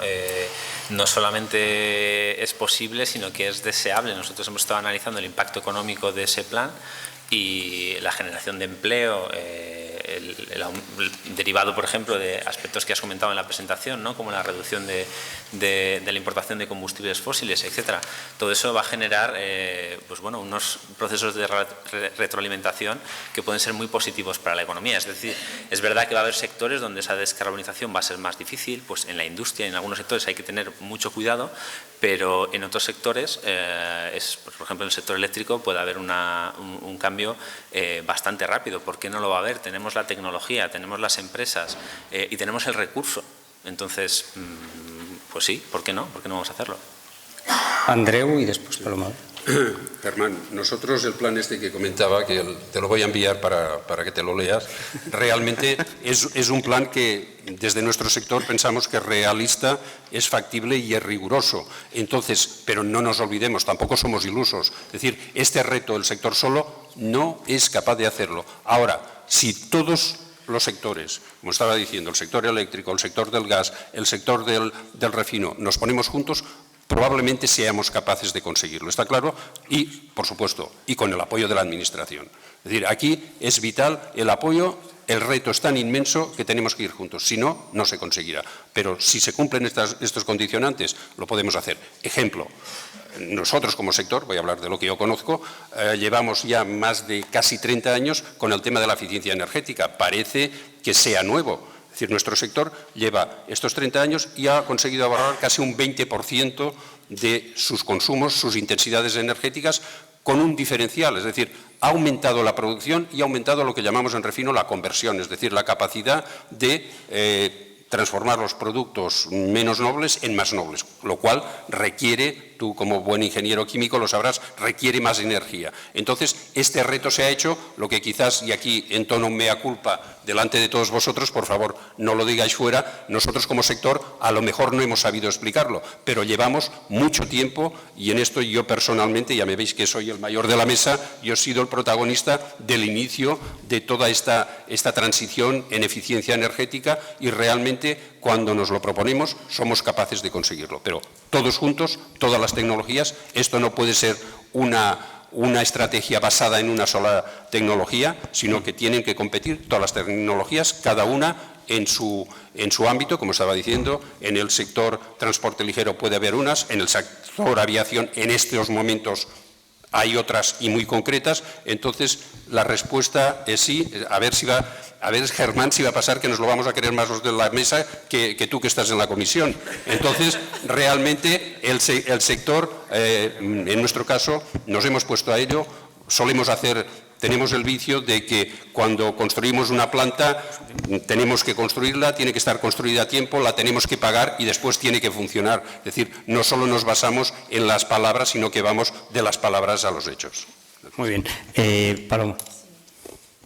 Por contestar un poco, por dar la visión del sector eléctrico, aunque es reafirmar lo que ha dicho Miquel. O sea, yo creo que el sector eléctrico está preparado, tiene un compromiso firme en la descarbonización y cree totalmente factible el PNIEC, que por supuesto es ambicioso. Se han integrado las renovables, están las redes preparadas para asumir esa transformación y sobre todo preparado para acometer la inversión necesaria con un marco regulatorio estable para cumplir todos esos objetivos. Muy bien. Vamos, más preguntas. Sí, hola. Soy Ramón Bóvez, de EDP. En primer lugar, felicitar a la mesa por el interés de los mensajes y a su moderador por facilitar la concreción. Mi pregunta es, en 2020 parece que va a haber Estados miembros relevantes que van a incumplir sus objetivos. ¿Qué pensáis que puede pasar? ¿Que haya una sanción ejemplarizante o que al final este foco puesto en el 2030 y en el 2050 hagan que no se apliquen esas sanciones o que no sean tan ejemplarizantes? Gracias. ¿Quién quiere contestar de la mesa? La comisión o es una pregunta, Pedro, para una. ¿Quieres? Germán, ¿quieres algún comentario? O mejor. Anuncia sanciones. Bueno, no sé si alguno quiere intervenir. Pedro, o ¿te animas? A mí siempre me buscas para que diga lo políticamente incorrecto. A mí lo que se ocurría cuando preguntaba a Ramón es, bueno, no sé, si son Francia o Alemania, a lo mejor, y si no, pues... Me parece muy complicado, sinceramente. A esto me refería cuando antes le pedía a la Comisión un esquema de gobernanza. Cuando tenemos un sistema de objetivos no vinculantes a nivel de Estado miembro, yo creo que todavía no tenemos bien resuelto el mecanismo para hacer esos mecanismos realmente vinculantes aunque sea a nivel global. Yo creo que es una de las asignaturas pendientes que hay en la Comisión, porque los mecanismos de penalización son demasiado difusos, creo. Sí, no, que debería. Lo que no tiene chiste es que la Unión Europea castigue a los países en relación con el déficit, la deuda pública, o que Montoro castigara a los ayuntamientos en relación con el incumplimiento del déficit, y este tema consideráramos que es de menor calado que los temas de déficit económico. Quiero decir que si estamos de acuerdo en el diagnóstico y en lo que nos jugamos, tiene que haber una proporcionalidad en las políticas públicas. Entonces, debería castigarse los países que incumplen. Y dentro de los países también debería castigarse a las comunidades autónomas que no logran sus objetivos, a los ayuntamientos que no logran sus objetivos, etcétera, etcétera. Todos necesitamos, para ser buenos, incentivos positivos y negativos. Entonces, hay que jugar los dos. Han sido siempre dos palancas que han tenido las administraciones públicas. No tienen por qué atarse un brazo y decir, no, castigos no va a haber. No tiene sentido. Yo va bien. Que nos hagan plantar árboles a que nos castiguen. Pero el alma humana necesita. Germán, ibas a comentar algo y después Ancho. Sí. Bueno, realmente el tema de los castigos queda un poco fuera de mi área de competencia. Solamente dejaremos al nuevo vicepresidente Timmermans decidir sobre ello. Simplemente hacer un apunte. El Acuerdo de París es legalmente vinculante. Entonces, teóricamente, si no se cumple, tendría que haber consecuencias. Luego, si me refiero a los temas de comercio, los acuerdos de comercio que estamos firmando, cada vez más en la parte de sostenibilidad se están intentando incluir cláusulas también con respecto al cambio climático, con lo cual ahí también habría mecanismos sancionadores. Evidentemente se puede discutir el formato de cómo es ese mecanismo sancionador, pero se está incluyendo. y luego veremos en la nueva comisión cómo se enfoca todo esto. Entonces también es un poco, hablar ahora nos va a durar 1 o 2 meses hasta que empiece la nueva comisión. Entonces, como antes, en cualquier cosa, cada vez que establecemos un debate lo hacemos públicamente, así que os animo a participar en todas esas consultas públicas, en reuniones y en contactos con las diferentes direcciones generales. Muchas gracias. Aquí hay una pregunta. Sí, bueno, mi nombre es Sancho Nolave, formo parte del gabinete de la ministra para la Transición Ecológica y quería hacer una consideración y una invitación. Primero, la consideración, bueno, me ha gustado muchísimo la mesa, felicidades a la organización, creo que es una extraordinaria aportación al debate público. La consideración continúa diciendo que yo soy tremendamente optimista respecto a la capacidad de Europa para hacer esta transformación. Pero lo que de verdad me preocupa, y esta tiene que ver un poco con la invitación, es cómo desde Europa, que representamos ese 10% de las emisiones totales de gases de efecto invernadero, al mismo tiempo el IPCC nos dice que tenemos que reducir el 40% de las emisiones totales mundiales en los próximos 10-15 años. Por lo tanto, para mí, la gran pregunta para Europa, aparte de hacer esta transformación, que creo que la vamos a hacer y muy bien, es cómo la Unión Europea utiliza su poder blando, económico, financiero, tecnológico, de conocimiento, para transformar de verdad las posiciones de las otras grandes potencias emisoras, porque si no, el juego del cambio climático no tiene solución.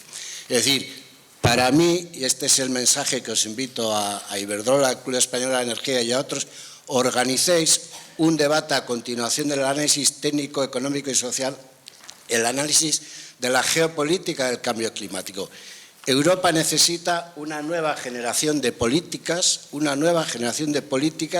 para hacer valer su peso internacional, económico, financiero, cultural, etcétera, para que otros grandes actores, China, India, Estados Unidos, Brasil, etcétera, asuman de verdad ambiciones climáticas más importantes a corto plazo, porque si no, el problema, hay un gran riesgo de que se nos vaya a las manos. Europa, vamos a hacer esta transición, yo estoy seguro que de manera brillante, pero si otros no se suben a un cierto carro, no con el mismo nivel de ambición, pero sí con una mucho mayor ambición que ahora, la crisis del clima no tiene una solución favorable. Entonces, en ese sentido hay que introducir esa derivada. Es muy importante que la Comisión Europea reflexione desde un nuevo punto de partida cómo hacemos valer el peso blando de la Unión Europea hacia otros grandes. Los temas de comercio, que se han citado un poco tangencialmente en el debate, creo que pasan a ser cruciales, temas diplomáticos, etcétera, porque si no, insisto, podemos hacer muy bien el ejercicio, pero no dejaremos, diríamos, un clima como tenemos que hacer. Totalmente de acuerdo. Totalmente de acuerdo. ¿Hay otra pregunta? Era una consideración más que pregunta, ¿no? Buenos días. ¿Se oye? Sí. Jacinto Lobo, de ENCE. Quisiera aportar un dato para una reflexión en torno a lo que precisamente ha dicho Anxón. El tema es un tema global, es un tema de hábitos. Vamos a tener que cambiar de hábitos y eso es cultura y educación y habrá que empezar desde las escuelas. Pero quiero aportar un dato. Hace un mes ha presentado ExxonMobil, que suelo mirarlo todos los años, su Outlook al 2040. ExxonMobil estima el techo de CO2 hacia el 2035. Es decir, el CO2 va a seguir aumentando por encima de 500 partes por millón hasta el 2035. Eso hay que verlo como una realidad, entre comillas, vamos a decir, aplastante. Quien cambia la dirección del rumbo de un transatlántico necesita millas. No podemos hacer una ciaboga en metros. Entonces, o nos ponemos todos las pilas y, digo, educación, y hay que ir a las escuelas, y hay que hacer debates como este, pero donde venga más gente, donde no estemos siempre los mismos, porque estamos aquí siempre los mismos. Hay que poner gente nueva. Entonces, esa reflexión sobre el techo de CO2 hacia el 2035, me gustaría que alguien de la mesa, pues, bueno, comentase algo al respecto. O Germán, porque la Unión Europea es un porcentaje muy pequeño en las emisiones, ya somos los terceros o cuartos, me parece, emisores mundiales. Tenemos Rusia, tenemos China, tenemos Estados Unidos. Y China tiene un objetivo de CO2 techo antes del 25. Y lo va a cumplir. Y lo va a cumplir porque tiene un problema social enorme. Ya hay 3 palabras pedidas. No sé si hay alguno más. Ricardo, 4. Víctor. Sí, la humanidad y las sociedades tenemos, cuando nos ponemos de verdad, podemos hacer grandes cosas en poco tiempo.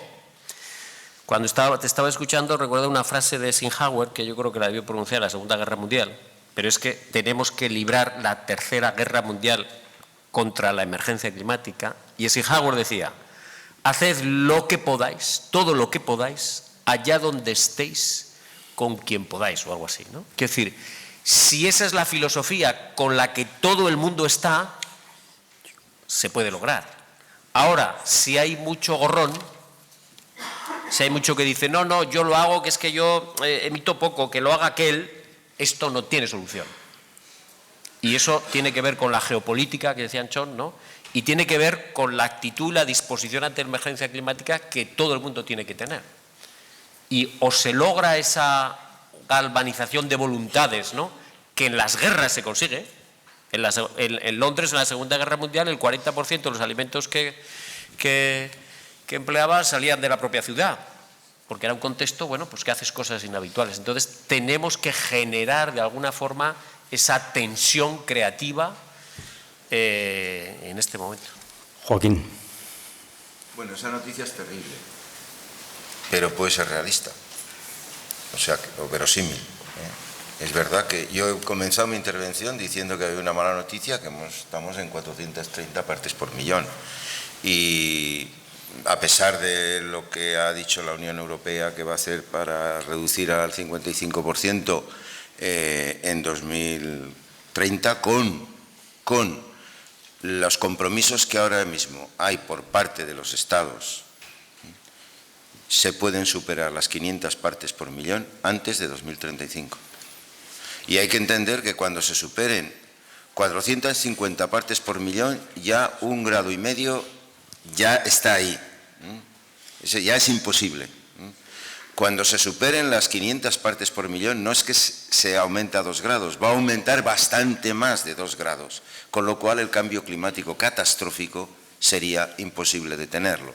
Y entonces estaríamos hablando en otros términos, estaríamos hablando en términos de cómo gobernar el colapso socioambiental que puede significar un cambio climático catastrófico. Entonces, es verdad que lo bueno, la oportunidad que plantea lo que hemos discutido hoy aquí, que la Unión Europea tenga esos objetivos, pensar que son realistas, que los podemos hacer, que los Estados se pueden alinear en ello y que la sociedad se puede alinear en ello, es que podría establecer una pista para corregir las actuales ambiciones de los demás países. Si no se corrigen esas ambiciones, no se evitará cambio climático catastrófico. Y 3 grados es mucho, muchísimo. Mirad, antes de la última glaciación, o del último deshielo, hace 10.000 o 12.000 años, cuando media Europa estaba cubierta por cientos de metros de hielo, la diferencia de temperaturas que había entre esa situación y el clima postglacial era de 3 grados centígrados. Entendamos de lo que estamos hablando. La noticia es terrible y se trata de evitar ese escenario. Si no, tendremos que estar discutiendo de alguna otra cosa. Pedro y Miquel, os voy a pedir intervenciones breves. Yo por añadir un poco, en este tipo de conversaciones efectivamente es muy relevante este planteamiento que se hace de cómo de ambicioso es Europa en comparación con el resto, ¿no? Y yo sí que creo que es muy complicado cambiar la tendencia global. Yo soy algo más optimista de lo que dice Exxon, en parte simplemente por el avance tecnológico. Cada uno defiende lo que defiende, o cada uno ve el mundo de una determinada manera. Yo creo que entre los escenarios de Exxon o los que pinta Bloomberg, por ejemplo, pues hay mucho margen y ahí seguramente habrá un camino intermedio. Pero aún así yo creo que y yo creo que lo ha dicho Anchón en gran medida, yo creo que el hecho de que esta tendencia vaya a seguir en gran medida en el resto del mundo no debe hacer que Europa no actúe, y sobre todo lo que debe reforzar es quizás el componente de comercio internacional que es muy poderoso. Es decir, si Europa, por ejemplo, es capaz de diseñar un sistema que incentive a todos los que exportan hacia Europa a reducir sus emisiones, y sobre todo estoy pensando en los materiales básicos, que son los más intensivos en carbono, si somos capaces de diseñar un sistema correcto que traslade esos incentivos, Europa tiene una capacidad enorme de influir en el resto del mundo, y estoy pensando en China y en Estados Unidos. Muy parecido a lo que ha hecho siempre California en Estados Unidos. California ha marcado el ritmo de las mejoras tecnológicas a todo el resto del país, simplemente marcando ellos estándares que obligaban a todos los fabricantes, y ahora vemos la pelea, ¿no? Que hay que si Toyota, que si General Motors acerca de los estándares californianos. Yo creo que ese ejemplo es muy ilustrativo del papel que puede jugar Europa, no solo en ese liderazgo de objetivos, sino también estableciendo políticas comerciales duras, que puede, porque se puede hacer de manera más inteligente que con un carbon tax, con un carbon adjustment. Yo creo que hay maneras de incentivar que el resto de los países vayan acompañando en esta transición. Miquel. Bueno, yo creo que una de las cosas que tenemos que hacer, respondiendo a la pregunta de Anchón, es seguir desarrollando lo que mencionaba Germán en su presentación, el plan de trabajo del Acuerdo de París, ¿no? Entonces, ahí tiene que haber mecanismos, también como decía Víctor, de sanción y de incentivo y de sanción para que aquellos países que no cooperen. Y una vía también puede ser activar las herramientas comerciales para evitar que estos países que no cumplan con el acuerdo pues puedan participar o puedan participar en igualdad de condiciones al no cumplir estos acuerdos. Y también me gustaría decir un poco lo que ha comentado Pedro sobre el desarrollo tecnológico.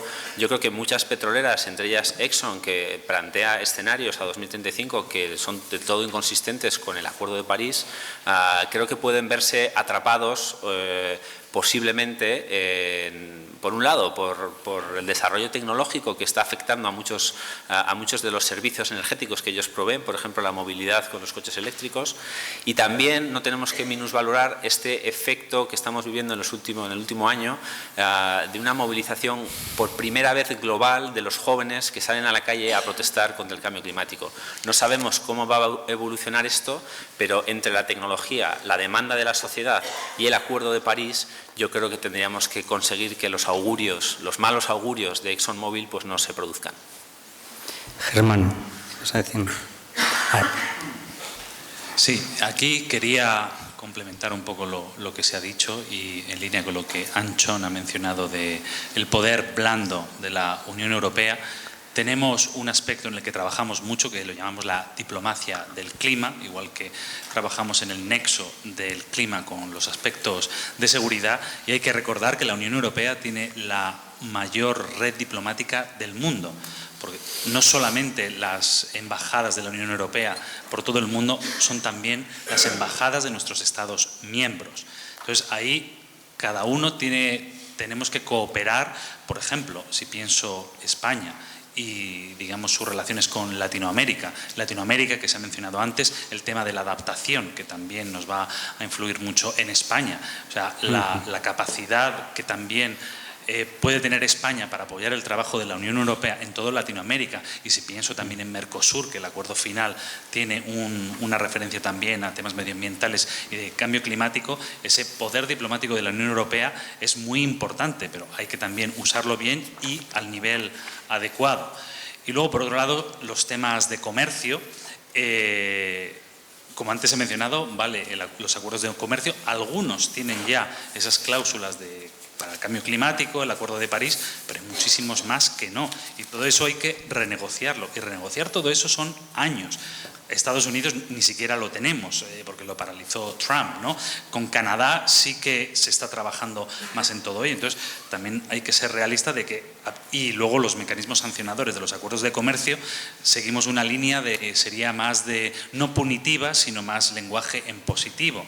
Entonces, es más el tratar de convencer que es bueno cambiar y favorecer temas de cambio climático. Entonces, no es solo la Unión Europea, y trabajamos mucho con el Servicio de Acción Exterior y el propio alto representante, vicepresidente Borrell, en el hearing que hizo ante el Parlamento Europeo, y aunque no esté en su carta de misión encomendada, dedicó una gran parte de ello también al tema de cambio climático. O sea que también va a ser una importante prioridad en el aspecto exterior de la Unión Europea. Ricardo. Buenas. En relación a este planteamiento de ExxonMobil, vamos a hacer dos presunciones, ¿no?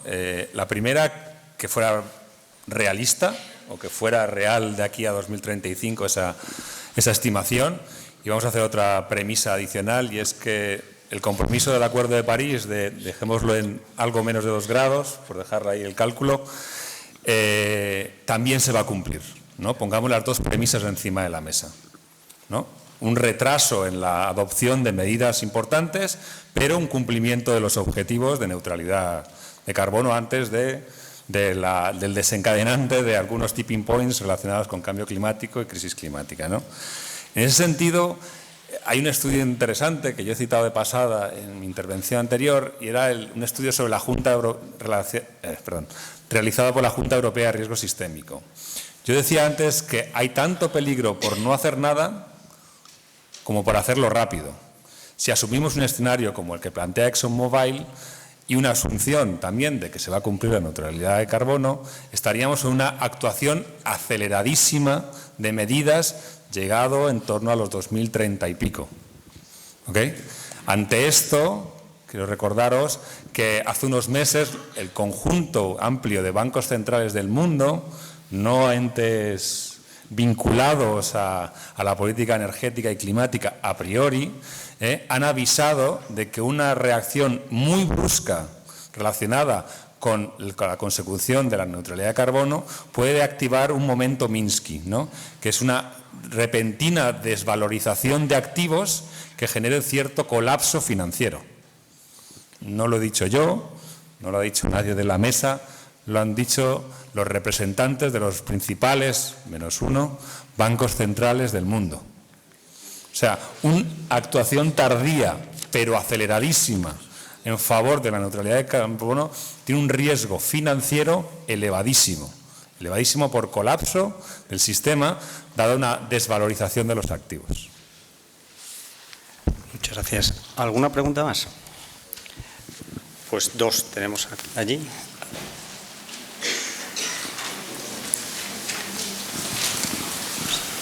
Y luego esa. Hola, buenos días. Soy Baldomero Navalón, llevo 30 años de experiencia en el sector eléctrico. Hemos hablado casi siempre, o se habla de medidas de mitigación del cambio climático, pero es una realidad que se ha dicho que las medidas de adaptación están encima de la mesa ya porque la sociedad las pide. Entonces, mi pregunta era, ¿hasta qué punto veis que las políticas de adaptación al cambio climático pueden ser contraproducentes para lo que serían medidas de mitigación? O sea, que nos podamos convencer que podemos adaptarnos en vez de ir precisamente por donde hay que ir, que es por mitigar y adaptarnos en aquello en lo que ya es irreversible. Gracias. Vamos a tomar ya la otra pregunta y contestamos a las 2. Sí, hola, soy Juan Rubio, economista. Vamos a ver, quería saber, no sé si algo se ha dicho o no, pero respecto al tema del comercio internacional, ¿no? Entonces, en el comercio internacional, digamos que el organismo interlocutor multilateral es la OMC, ¿no? Entonces, bueno, multilateral, aunque Trump, por ejemplo, pues ha dicho, dice, oye, como no me hagáis caso, me voy, ¿no? Bueno, entonces, quería saber, no sé quién, ¿no?, la opinión de alguien sobre la postura de la OMC en esto, ¿no? De, por ejemplo, exigir un impuesto al carbono o la compensación de externalidades negativas, etcétera, cosas que se vienen hablando desde hace ya pues una década o más incluso. ¿Vale? Gracias. Muy bien, pues hay 2 preguntas, políticas de adaptación y la OMC, o sea, que la viabilidad de estas medidas. Adaptación. Pedro. A tu OMC, vale. La pregunta era sobre si las políticas de adaptación pueden tener efectos, dijéramos, adversos sobre las políticas de mitigación. No.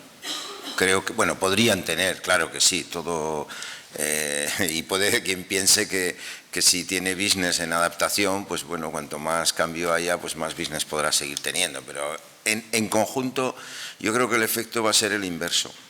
¿Por qué? Porque en cuanto se empiecen a plantear en serio, y se van a empezar a plantear en serio pronto, las políticas y medidas de adaptación, el coste de estas, referido a infraestructuras, referido a desplazamientos de población que se puede ver afectada por el incremento del nivel del mar, referido a sequías y redistribución de producción agraria y otras, referido, bueno, a todos los temas que nos tengamos que referir, es tal que la visión de los efectos que tendrá el cambio climático y las necesidades de acción política y económica para hacer frente al cambio climático van a presionar en el sentido de hacer lo que sea para evitar un cambio climático catastrófico, porque son mucho más costosas en términos humanos y en términos económicos que las medidas de mitigación. En este sentido, yo creo que aunque sí puede tener algún efecto colateral, pero que en realidad sería muy conveniente acelerar las políticas de adaptación, y ha habido poca adaptación en lo que se nos ha presentado por parte de la Comisión Europea, pero sería conveniente acelerar las políticas de adaptación para responder a los problemas reales que ya existen, eso lo primero, pero también para hacer consciente a los responsables políticos y a la sociedad de lo costoso que es el cambio climático, que todavía eso no se percibe.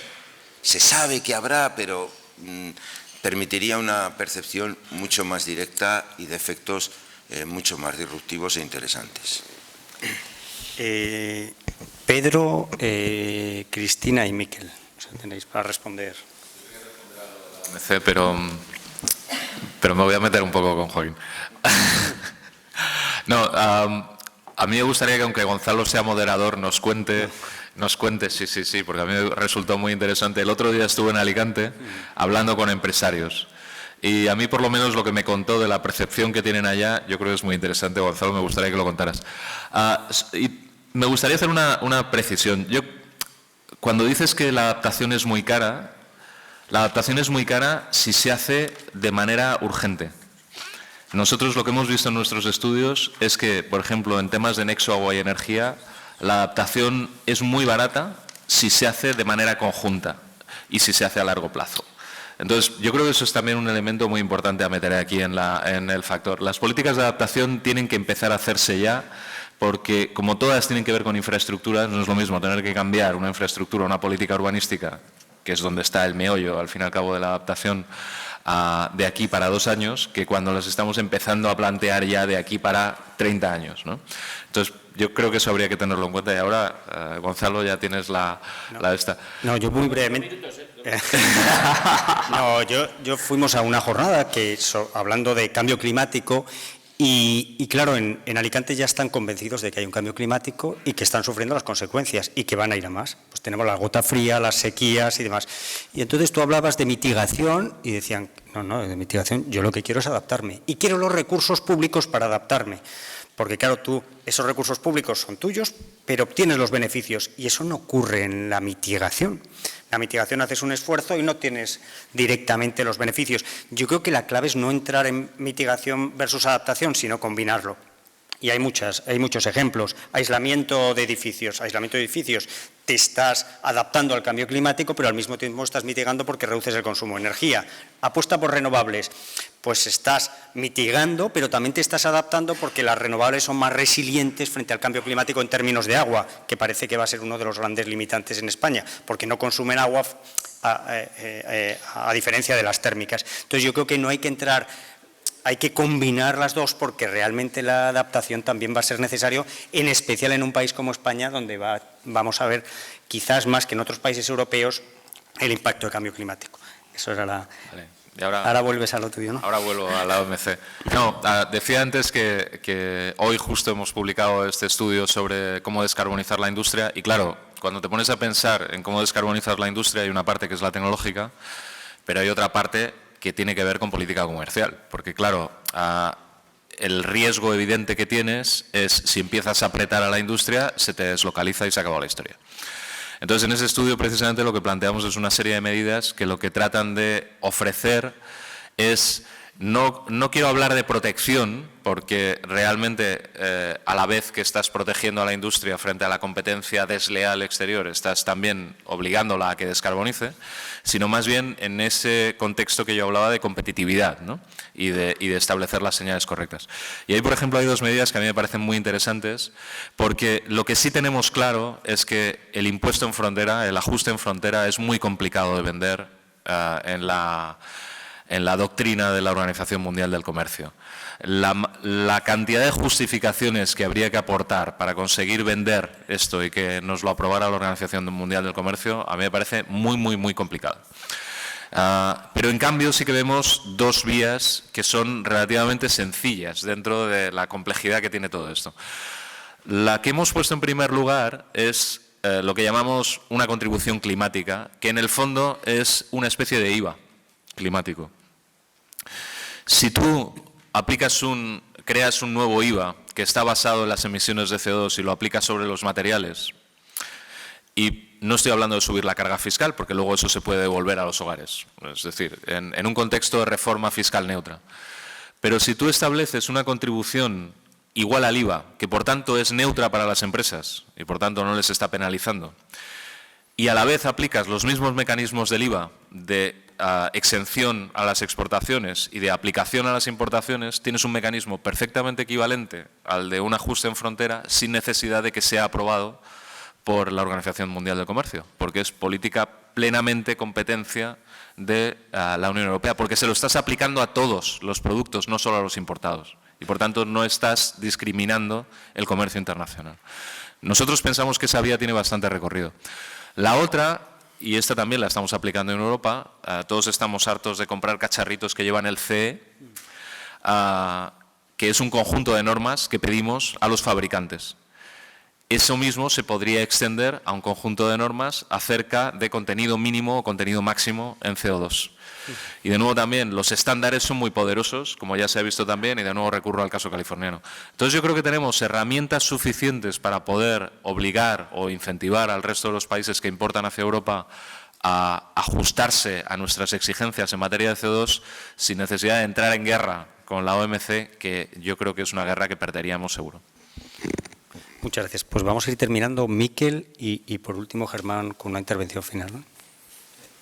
Bueno, me gusta mucho la pregunta sobre el trade-off entre mitigación y adaptación. Yo creo que era una pregunta que nos hacíamos muchos hace 15 años, ¿no? Pero yo creo que ha pasado bastante tiempo y como las políticas de mitigación no han ido al ritmo necesario, pues ya realmente no nos podemos plantear esa disyuntiva. Tenemos que hacer las dos cosas. Y quería mencionar el tema de las sinergias, ya se han mencionado en la sala, hay un montón de sinergias entre las inversiones que pueden ayudar a la mitigación y a la adaptación en el agua, en el nexo agua-energía, bosques-energía, etcétera.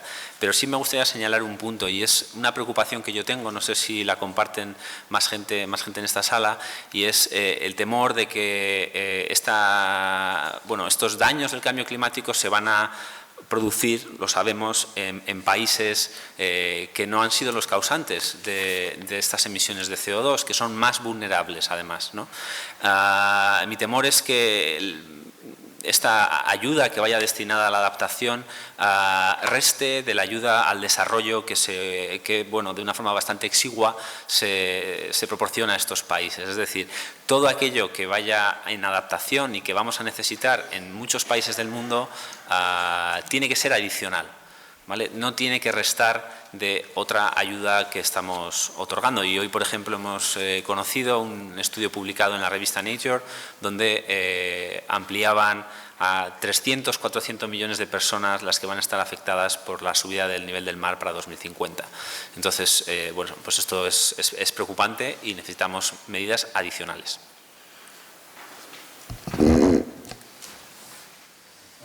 Parece que todos hemos estado en Alicante últimamente. Nosotros veraneamos allí también, así que todos estos vídeos que te mandan los amigos y tal de lo que está pasando es tremendo. Entonces, está claro que la adaptación va a ser clave también para España. Entonces, igual que antes decía que el Acuerdo de París es vinculante, sin embargo, los Objetivos de Desarrollo Sostenible, los SDGs, no son vinculantes. Bueno, está bien que se tengan en cuenta la Agenda 2030, pero nadie te puede castigar si tú no cumples con ellos, contrariamente al Acuerdo de París. Entonces, bueno, tú ves un fuego, ¿qué hace? Pues vas a apagarlo, llamas a los bomberos. Entonces, para mí eso sería la mitigación. Es un poco, y es cierto que el Acuerdo de París está muy, muy focalizado en la mitigación. Pero claro, luego esos mismos bomberos pueden ir y van haciendo pues estos pasillos entre los bosques para que luego si hay un fuego se limite. Entonces, para mí eso sería la adaptación. Entonces, para mí no... O sea, son dos corrientes de trabajo muy importantes. De hecho, la Comisión en el 2013 publicó una estrategia de adaptación y en el 2018 se hizo una evaluación de cómo había resultado todo eso. Sinceramente, no puedo deciros exactamente las conclusiones porque no es mi especialidad de mi trabajo, pero es un documento interesante a seguir. Entonces, efectivamente, el siguiente paso tiene que ser la adaptación. Si cerramos el libro de reglas de París, etcétera, etcétera, tenemos que pensar más allá y efectivamente también habrá que hacer unas inversiones importantes. Luego, sobre el tema de la OMC, efectivamente el tema de la tasa de carbono en las fronteras, no sé exactamente el término utilizado en español, es un tema candente, delicado y que no me pillo los dedos y digo no se va a tratar en los primeros 100 días de la nueva comisión. Pues es un tema bastante delicado, precisamente tiene que ser compatible con las reglas de la OMC. Así que es un tema que se discutirá intensamente, empezará en los 100 días, pero dará sus resultados más allá, mucho más tarde. A permitir sacar 5 conclusiones de esta mesa, que es complicado, ¿no? La primera es que el European Green Deal implica un cambio profundo en la economía europea. Yo creo que en general hemos tenido una valoración positiva y yo creo que ha sido relevante la pregunta que ha dicho Anchón y a la que hemos respondido todos, que consideramos que los planteamientos de España, al menos los planteamientos de España, son plausibles. O sea, son posibles y desde cada uno de los sectores vemos que es posible técnica y económicamente. La segunda conclusión es que esto tiene implicaciones económicas, evidentemente, implicaciones tecnológicas, y ahí pues hemos hablado un poco de tecnología, pero parece que sí que hay tecnologías a corto plazo, pero que hay retos a lo mejor a medio y largo plazo en el tema industrial, implicaciones sociales y culturales importantísimas y que quizás son poco tratadas. La tercera conclusión es que el impacto va a depender de las políticas. O sea, yo creo que todos estamos de acuerdo en que lo que mueve la sociedad, lo que mueve a las empresas, lo que mueve a los ciudadanos son las políticas. Y aquí hemos hecho una lista de las políticas que pedimos a la Comisión y a los Estados miembros. Hemos hablado de políticas económicas, ahí se mencionaba el tema de la flexibilidad, ¿no? Políticas coercitivas, comando and control, políticas de educación y sensibilización, que son claves para que se puedan aprobar las políticas, políticas de transición justa. Yo creo que eso sí que está reconociendo la nueva Comisión de que son claves. Si no hay una transición justa, no habrá transición. Y yo creo que se han mencionado aquí 2 temas muy relevantes, que son economía circular, para todos los temas de consumo, y adaptación. Claro, nosotros desde España, que estamos sufriendo más quizás el cambio climático, pensamos que puede ser una herramienta, una política clave.